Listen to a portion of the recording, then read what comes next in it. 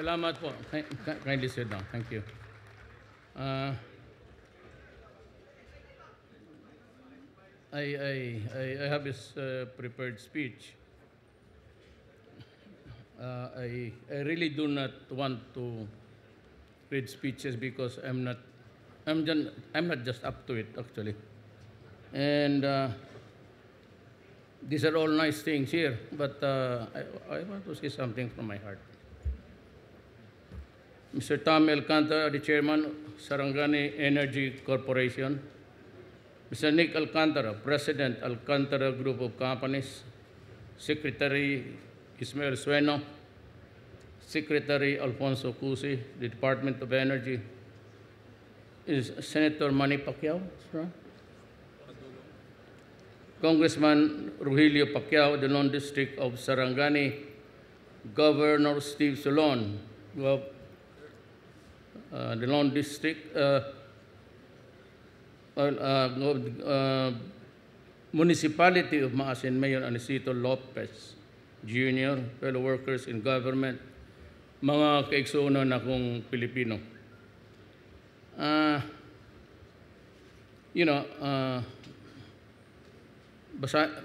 Bigyan ko na lang kayong kopya maya.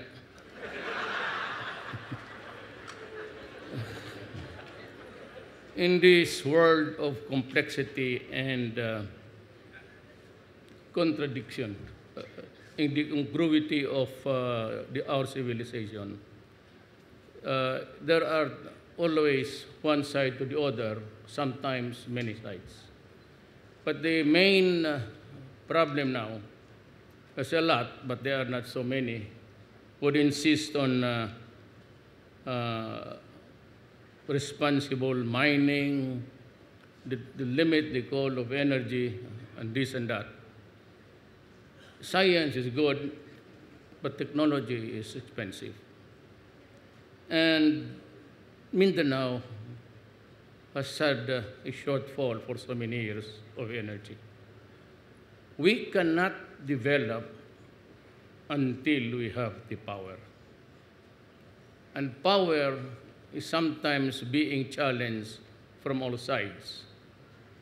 And as a matter of fact, the new one is really the movement to limit or do away with coal, whether liquidized or you burn it solid. But the problem is there's no alternative in the price, money. And there have been a lot of inventions about solar and everything. But other people, and especially the pretentious experts, they do not have a good alternative, cheap, affordable fuel to power the power plants, because it could not see so many billions needing energy. Mindanao has suffered economically several times in the last decade, and always it results in economic reduction. Income, reduced GDP. GDP is just income of the government and the people. So we are now trying to figure out how to balance it. We would like to have a clean planet, but that would be nigh impossible really to insist on it, because civilization needs to have light. So you strike a happy balance. But for as long as the most viable fuel is called and cheapest, so that the power can also be delivered, the energy to the people, at a much lower price, then we'll have no other alternative except to upgrade the technology to its fullest, to limit anything that starts. Whatever machine will always have a pollution. Pati ang tao may sariling contamination rin sa kanya. So, kami yung nasa gobyerno, we have this, the power to limit and the power to increase. At this time, whoever is the president of the Philippines would always contend with coal. There's so much coal still that can be utilized by civilization for the next 50 to 70 years. And to be worrying about pollution, well, we just have to come to terms with it. That in our time, in our generation, it is really what it is. There's nothing we can do about it. Now, on the other side is desire to have clean energy. You know, as a lawyer, I did not sign. Pagkaalam na kasi itong gago, wala akong naintindihan. You know, but as a lawyer, I try to read something before I sign. Yung climate change, the first to withdraw was Trump. I cannot tell you what was his reason to do so. But mine was just anchored on two things. First, there's a 5 billion fund. The agreement does not state who gives it. It said that the highest energy countries may do it. But there is no compulsion. Second is, if there is a violation, it leaves at that. There is no sanction at all.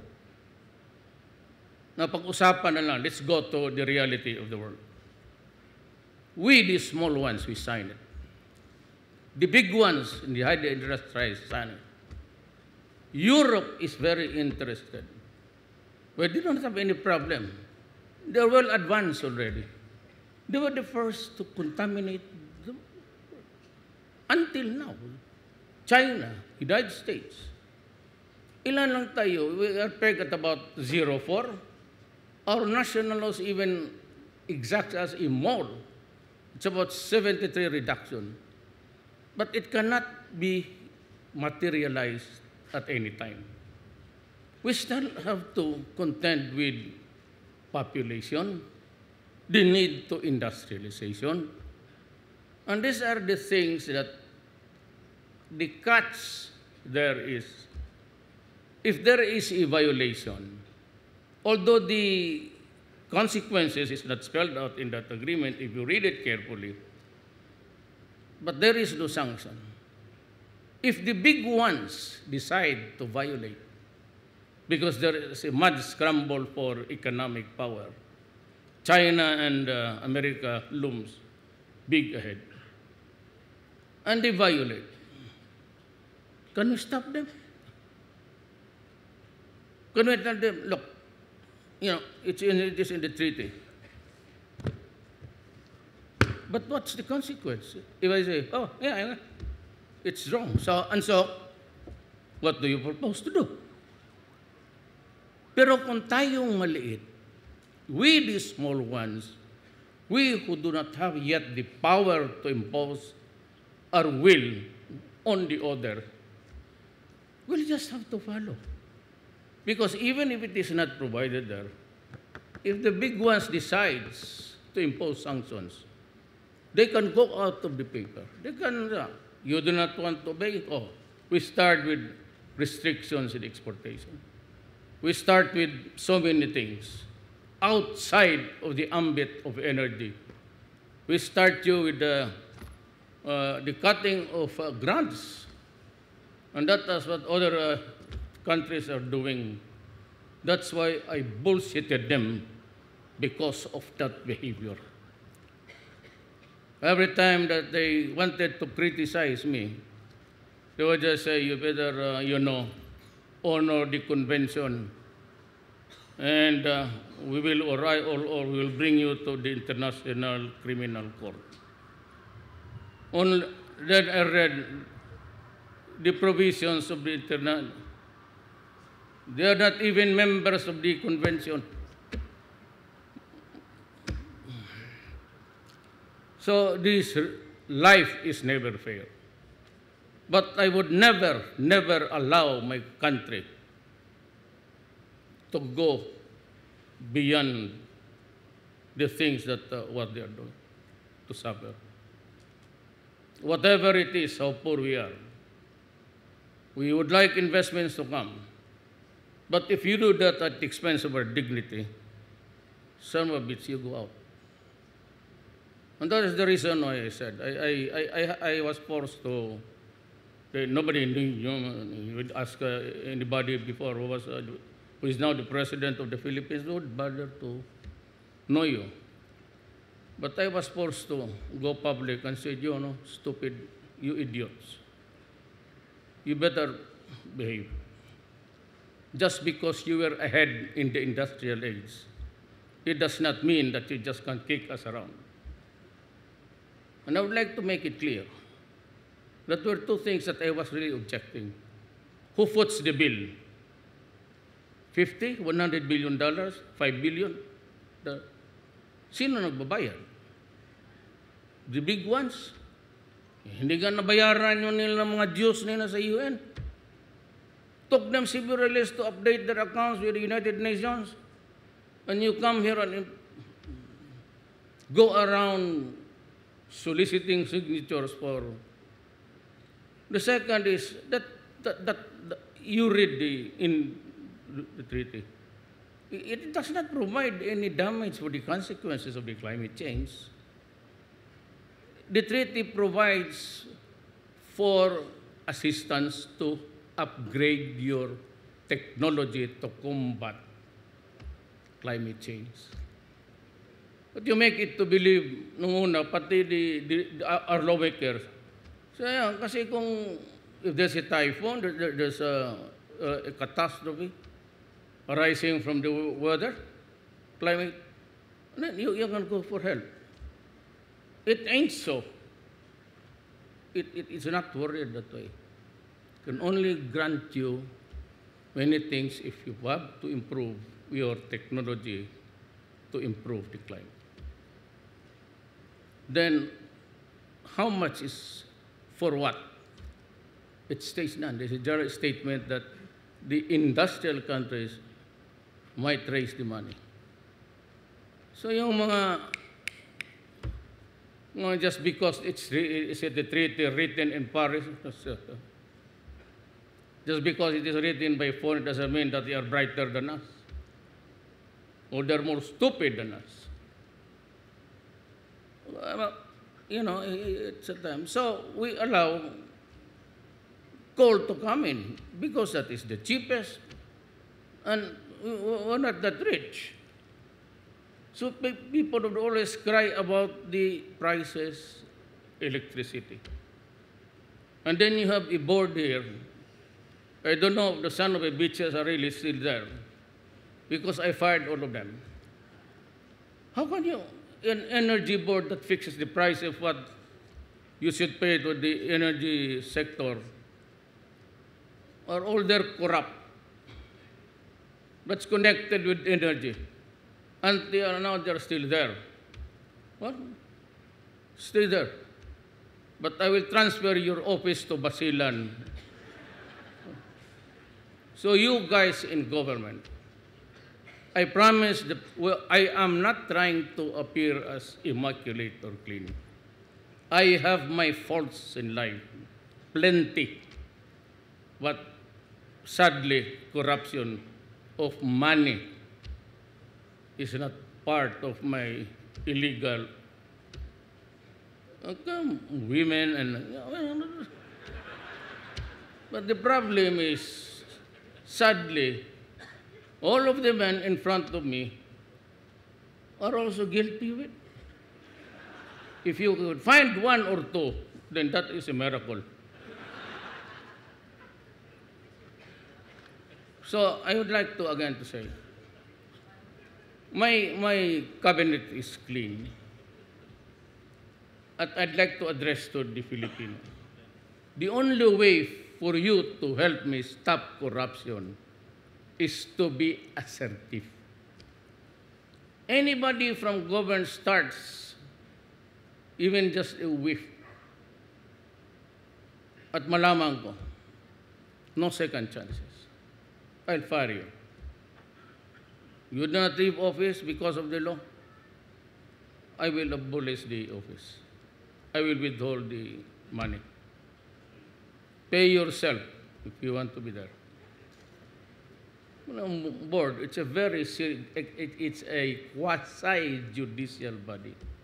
You decide over the fate of the pockets of the people. And you are there corrupt. Who now takes care of the entire nation kung ganon kayo ka-stupido? And even the director. Ang ano dyan, it's directors actually and down. It's good in implementation. I think that all presidents meant well, but along the way. So I am trying to address my fellow men and to the investors. Do not pay. You do not have the obligation to give money corruption to promote. All you have to be is to assertive. Pag may maghingi, baski kanino, kima customs, kima BIR, all you have to say is, look guy, if you want money,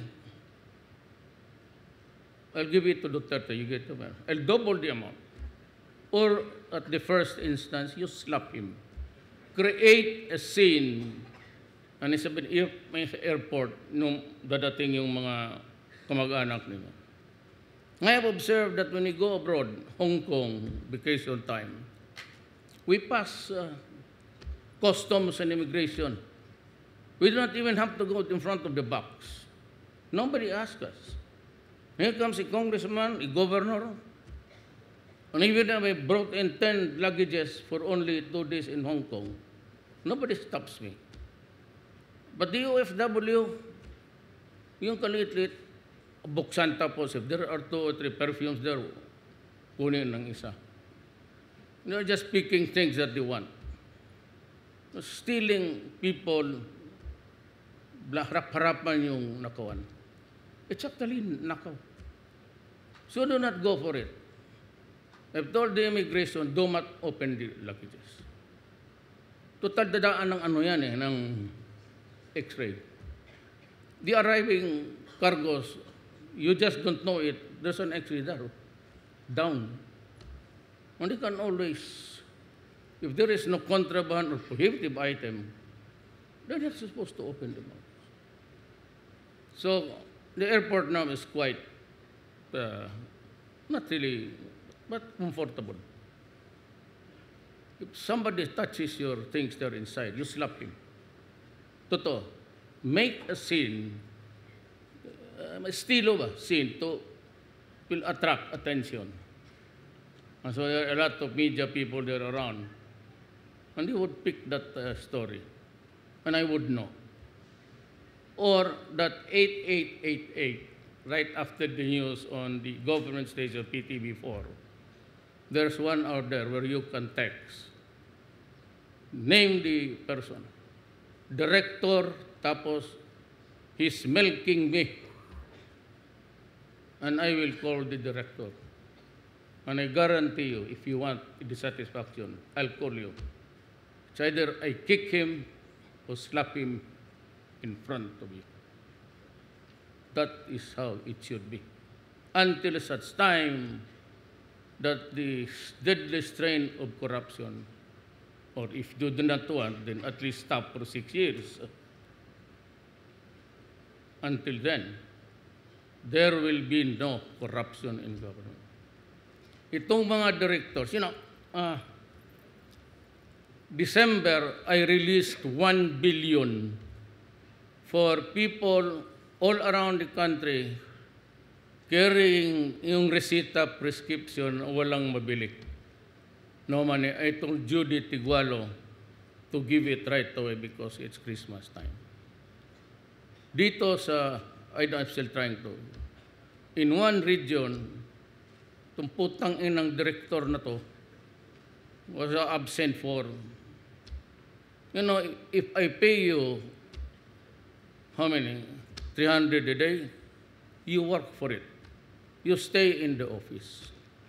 Because if you shortchange the public, the transacting public, ang bayad sa iyo, for 300, work for 8 hours.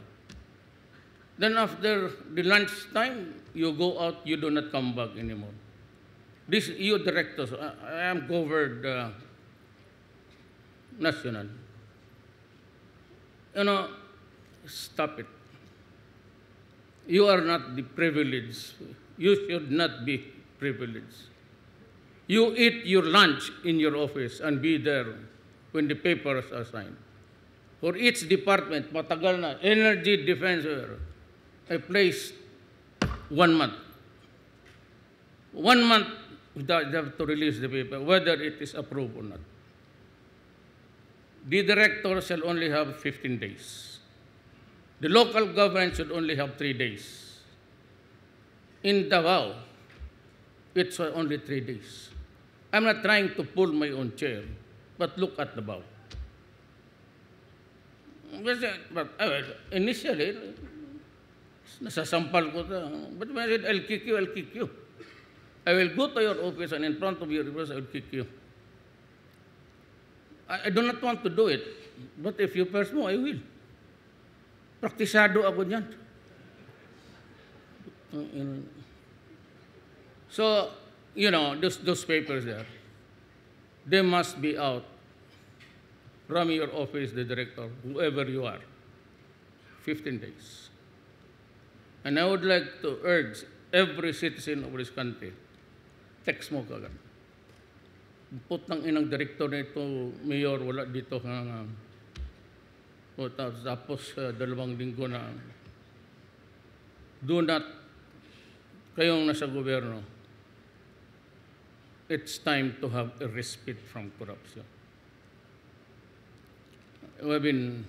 I said, I'm not pretending to be the cleanest Filipino. I had my faults, but, you know, this is my last hurrah. I'm 72 years old. A lot of the media speculating, well, I have cancer in the liver, pancreas. You know, I'm 72. How old is your father? How many tablets does he swallow every night? If he's 72 like me, pareho kami naglalaklak na druga. Sakit sa lahat na. Hypertension, mine is Barrett, then I acquired Berger's disease because of the smoke. I ended up no smoking. The doctor said you cannot smoke anymore. So I told Davao City people, we should not smoke anymore. Langan.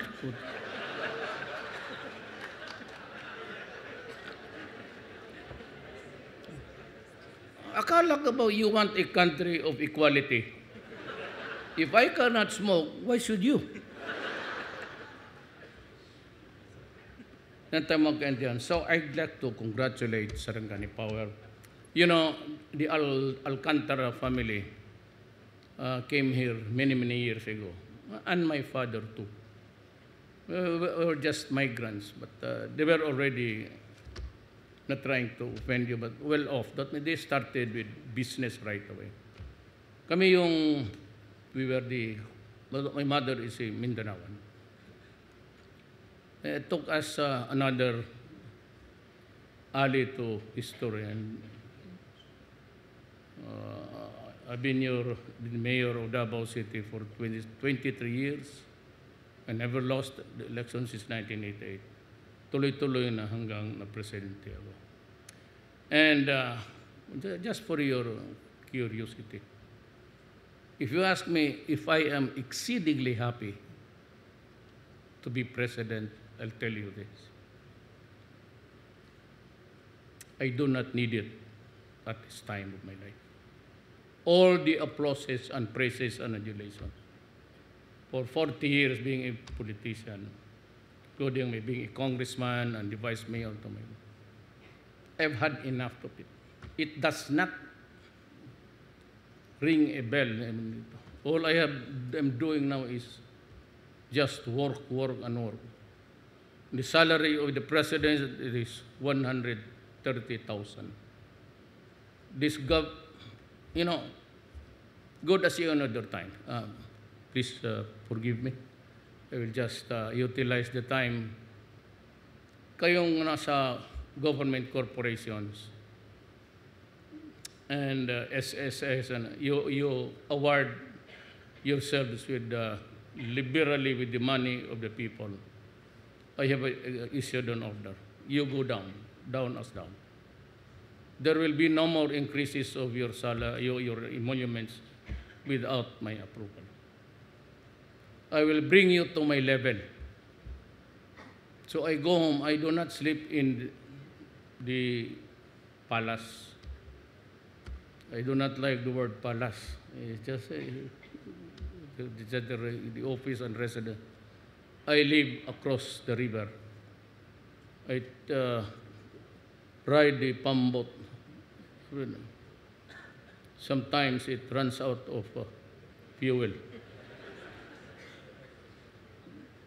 Well, that is how it is. What I'm saying is, I'm happy that the investors heard. I would like to welcome you. I apologize for the death of your compatriot. We are very sorry that it had to happen, but I can assure you, those responsible are known to us already, and they will have to go to prison.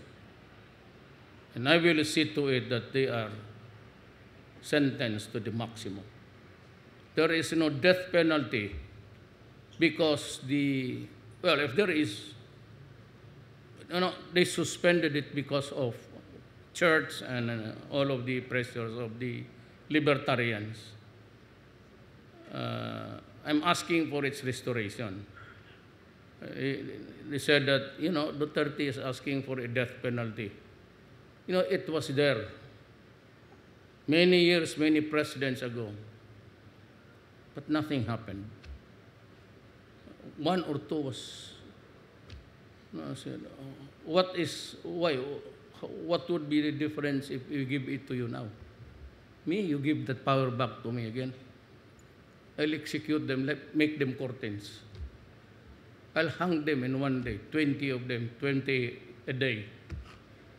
And if you need an additional fuel, I'd gladly send you the cadavers to fuel the burners.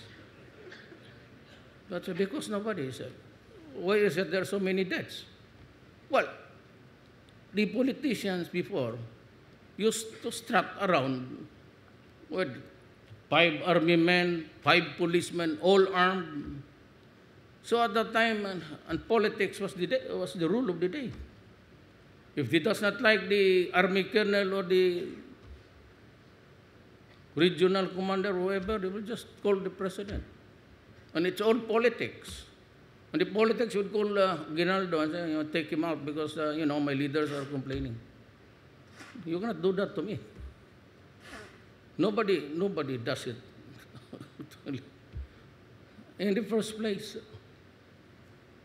I never had any political machinery. I didn't have the money. So I owe nobody nothing. So the politicians, stay there. And I know how they operate. I've been mayor. I'll start to scrutinize your law and order fund. Because if your LGU, your municipality or city is in turmoil with so much drugs, I would fully assume that you pocketed your intelligence fund and for the operations of the police. So that I'll take out your supervisory over the police. I will tell the military not to obey you. And if you get to be troublesome, told the military to shoot the idiot. They used to be powerful ones. Kasi politics, kaya ang drugs lumaki. 40% of the barangay captains of our country are doing drugs. Little did we know that 4 or 5 years ago, we were already in narco politics. A lot of policemen there, 6,000 of them. You want a visual thing about the drug industry? Bigay mo sa akin yung, where's my aid? You really want to know the enormity of my problem? Kaya I was talking to God again. Sabi kasi nila, I talk to God. Ano si Duterte is, this is the drug industry. Almost all of the barangay captains. These are names. Tanungin niyo yung pare na, may pare dito, bigay mo sa kanya. Solve the problem. These are all names, municipal mayors, city mayors, everybody, every drug lord, foreigners, locals, barangay captains.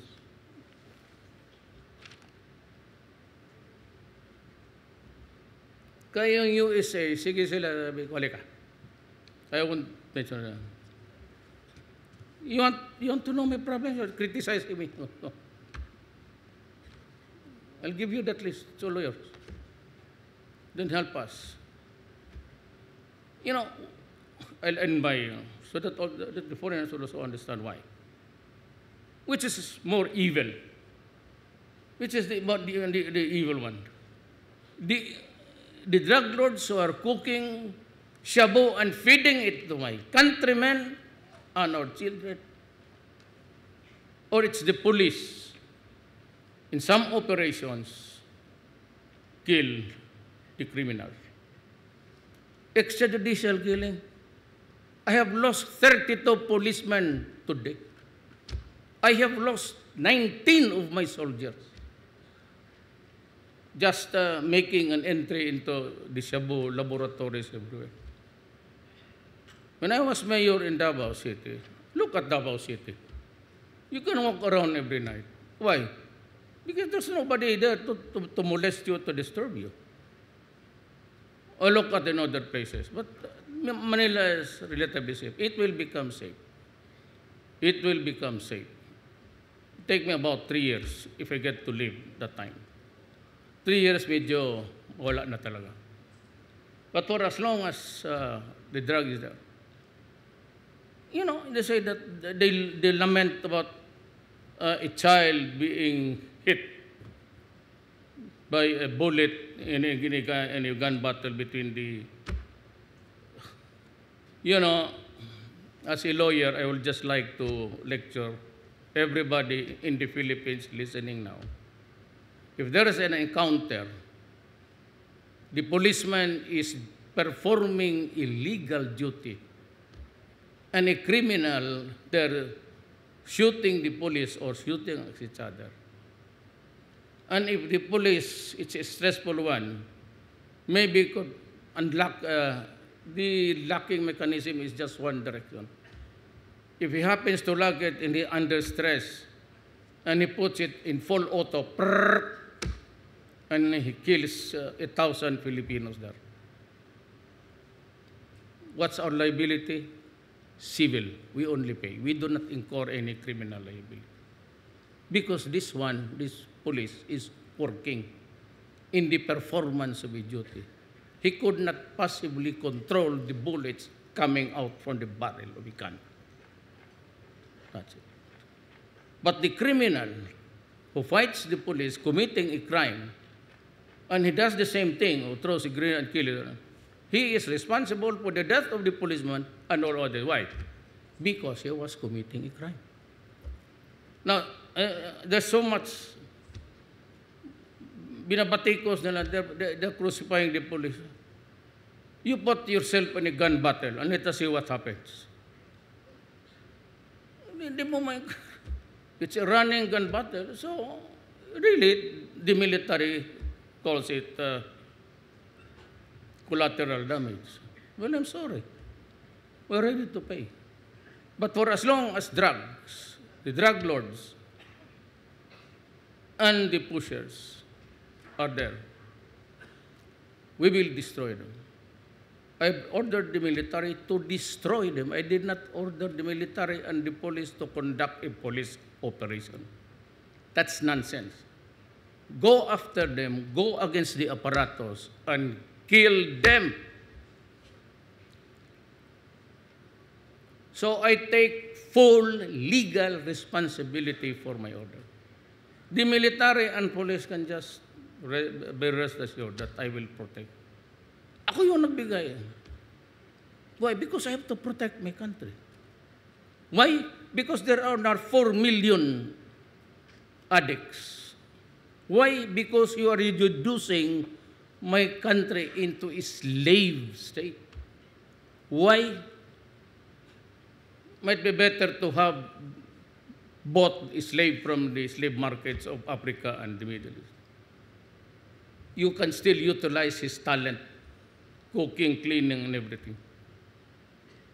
But if you make a slave of a Filipino, he's addicted to a criminal, and to fatten your pocket, my God, I will kill you. Telling you now. There's no other way. Oh, the poor are the ones, of course. Because they are one who have to make a living. But if there is no shabu here, and nobody brings it there, then we are all safe. Or there are so many forces lining without work because there is no more supply, that we are relatively safe. But for as long as the drug lords are there, and even when we say, oh, the poor are the ones, you know the world will never stop turning every 24 hours. It will not stop to listen to your story. We are here, we committed this crime because, my mother is just a prostitute. She earns money by selling her body. My father is a hold-upper. I will not listen to that story. Because I have to preserve my country. Hindi kita pwedeng pakinggan. Alam mo, you know very well that you tread into dangerous ground. I have been warning all of you, especially mayors. I called you to Malacanang a week ago. I told you, do not do it. You will die.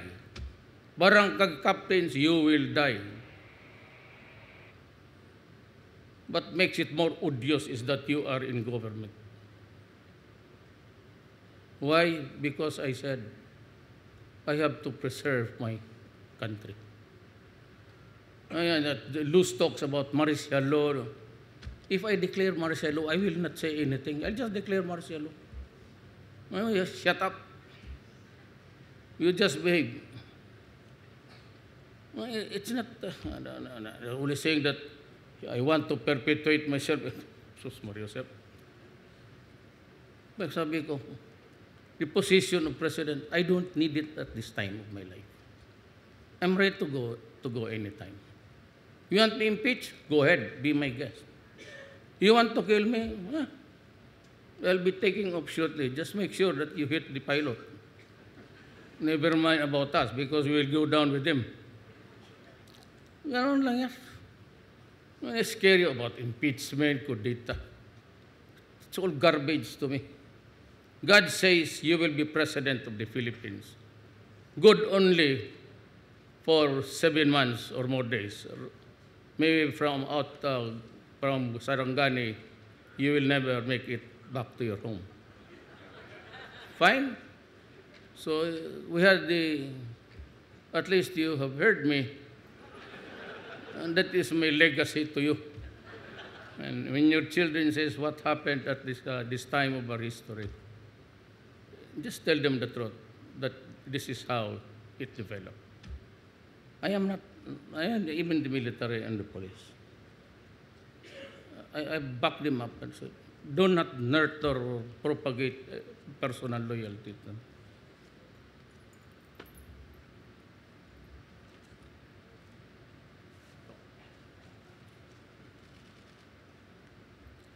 You remain loyal to the flag, to the people, and to the Constitution. Me, I am just a worker of government. You have never heard me call myself president. We, the military and the police and all of these guys, we are all workers of government.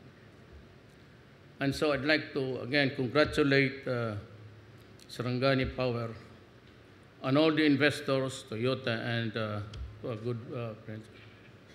I said I'm very sorry for that sordid incident, and but I can assure you, I will see to it.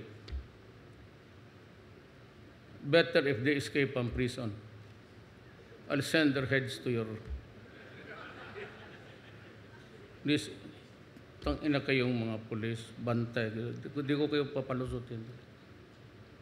You will suffer.